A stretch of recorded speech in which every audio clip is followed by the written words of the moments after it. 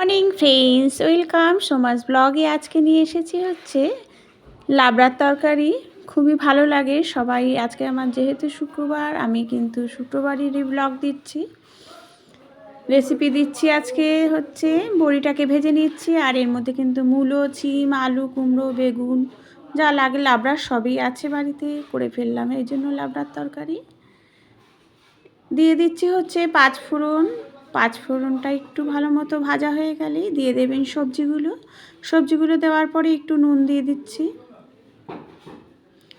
আর একটা ভাজা মশলা রেডি করতে হবে। এটা হচ্ছে আমার গোটা জিরে আর ধনের যে গুঁড়ো আছে, সেই গুঁড়োটাকেই আমি একটুখানি কিনতে পাওয়া যায়, যে গুঁড়ো জিরের গুঁড়ো আর ধনের গুঁড়ো একটু যদি চাটুতে ভেজে নেন তাহলে কিন্তু ভাজা মশলা রেডি হয়ে যায়।